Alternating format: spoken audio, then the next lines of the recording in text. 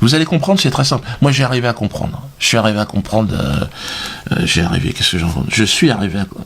J'ai compris. Donc, vous voyez, je parle à peine le français et j'ai quand même réussi à comprendre.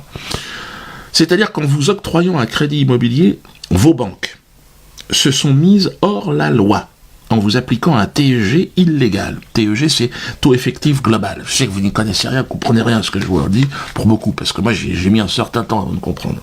C'est-à-dire qu'en réalité, la plupart d'entre vous, vous n'êtes pas au courant, mais votre banque s'est rendue coupable d'un délit.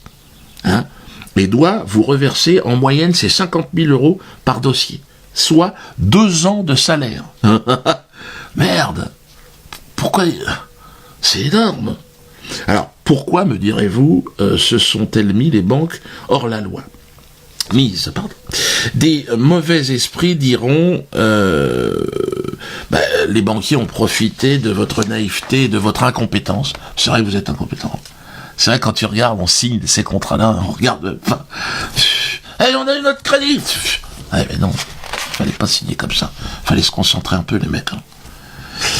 Alors, certains vous diront que, on a profité de votre incompétence pour vous faire payer plus cher. D'autres vous diront que le calcul du TEG est complexe et soumis à des règles européennes qui évoluent constamment. Qui fait que, ça entraîne des erreurs.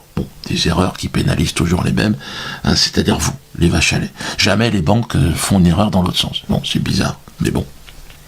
Jusqu'à présent, cet accident industriel est resté relativement confidentiel. Quelques médias, oui, en ont parlé, mais très vite, ils se sont tus. Je dis, merde, pourquoi? Les erreurs à ne pas commettre au moment de souscrire un crédit immobilier. On va voir comme ça quelles sont les différentes erreurs à surtout ne pas commettre. Déjà, c'est plutôt l'inverse. C'est plutôt profiter des erreurs que la banque a faites pour en tirer profit.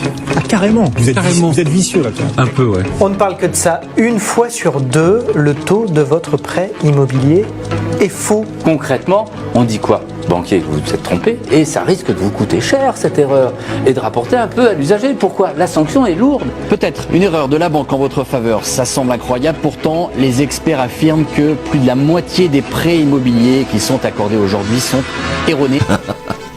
La pression des banques aura certainement eu raison de leur devoir d'information. C'est vrai que beaucoup de médias appartiennent à des banquiers, donc forcément...